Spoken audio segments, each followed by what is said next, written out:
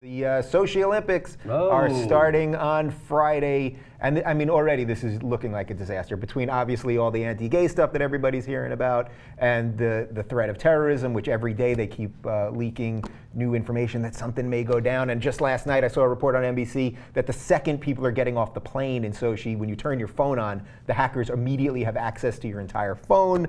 Now comes they are killing all the stray dogs in Sochi as well. A pest control company, which has been killing dogs in Sochi for years because they have to have some sort of animal control, has told the AP that they have a contract to exterminate more animals during the Olympics because they don't want people getting bitten and I guess seeing stray animals on TV and things like that. We've got a quote from the general of the pest control firm.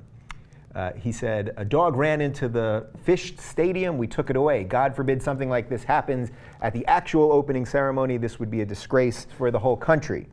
And now we have a quote also from a lawmaker in Sochi. "Taking the dogs off the street is Russia's responsibility to the international community, and their elimination is the quickest way to solve the problem."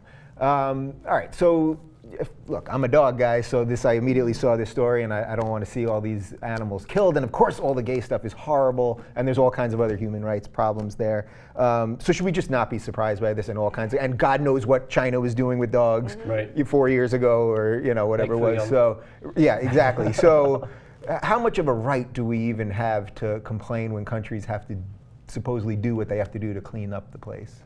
Well, I mean, I think they're justified in the fact that this is a threat to the amount of tourists that are about to come into Sochi and the problems that these rabie and non-rabie dogs could have, with kids, et cetera, and in the games, the different events.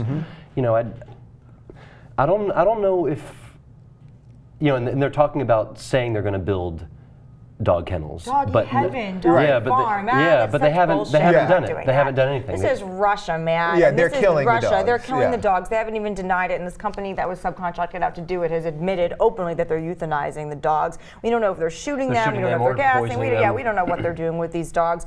Look, I don't know if you've noticed, but you've seen all the reporters are starting to get there and arrive in Sochi. And if you've seen the reports of them coming in, people are saying it's a wreck. The hotels don't have running water. When they do, it's brown. Doorknobs are falling down. Some of the ceilings are caving in, and people have reported stray dogs running in and out of the hotel rooms. So obviously what we're seeing is Sochi does not have their act together. They're a country that I think really wanted to showcase, and this, in front of the international community, how Russia is glorious. It was like, make benefit for glorious nation, show off Sochi and Russia.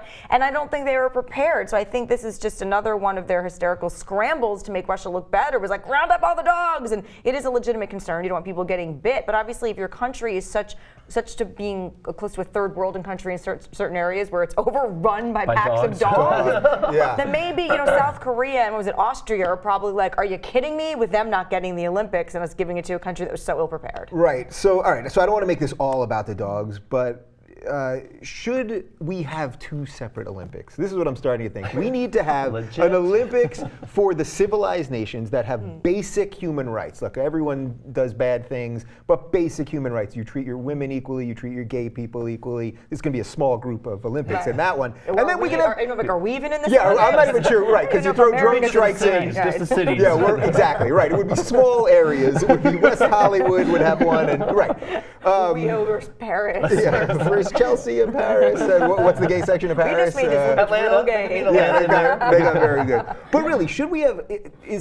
Have we gotten to a point in the world where everything is so interconnected that when they had the Olympics 100 years ago, you didn't know about everything necessarily that was going on in every country. Now we have everything Instagrammed and Vined, and it's like you can literally see all the human rights abuses. So do we have to have some list? Like, if you want to play with the adults, you have to have basic human rights, and I understand that this would exclude probably 60% of the country. A lot of it. And also there would be a lot of discrepancies about what constituted human rights. Is it there are equal pay for men and women? Is it that you don't jail people without any recourse? And all of our legal systems and penal systems are so different in attitudes. And I think what this is all about is trying to say there is some sort of acceptance. And I think this is good because it's making people aware of the way people live in different countries. And Russians have different attitudes than Americans. And forget that, Americans have different attitudes than most of the world.